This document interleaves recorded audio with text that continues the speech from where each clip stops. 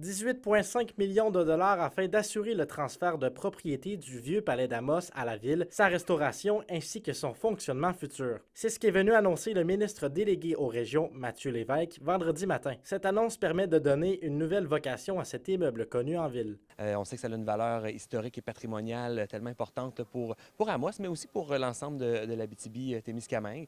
Donc, trois volets à cette entente. Donc, transfert de propriété du Vieux Palais vers la ville d'Amos, également l'argent pour rénover et remettre au goût du jour le vieux palais et évidemment de l'argent pour assurer les opérations qui auront lieu à l'intérieur, notamment avec les groupes culturels, les groupes touristiques et les différents organismes de la communauté. Le bâtiment sera modernisé, mis aux normes et adapté pour accueillir plusieurs types d'activités. Le maire d'Amos, Sébastien Dastou, se réjouit de voir ce dossier se concrétiser après plusieurs années d'incertitude. De le voir complètement là, dénudé de son enveloppe interne, pour moi, ça me rend émotif, mais en même temps, je suis tellement ravi et heureux de pouvoir dire qu'on va lancer l'appel d'offres dans les prochaines semaines, puis qu'on va le redonner à la population. Je remercie le gouvernement du Québec là, pour la négociation.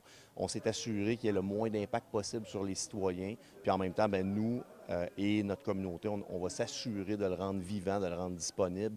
Le ministre Mathieu Lévesque a ensuite conclu sa tournée régionale à Rouyn-Noranda avec une autre annonce, cette fois de plus d'1 million de dollars pour soutenir 7 projets de développement en Abitibi-Témiscamingue.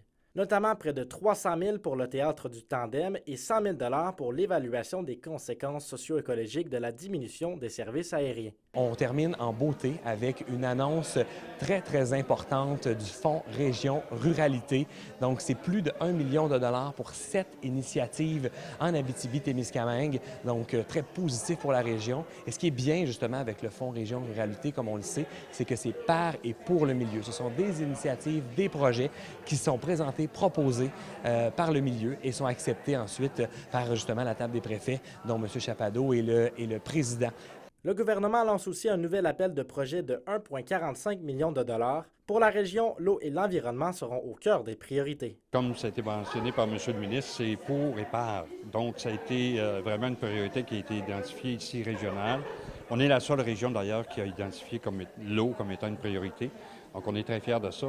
Très fiers parce que ça vient du milieu. Donc, il y a l'eau et les matières résiduelles, là.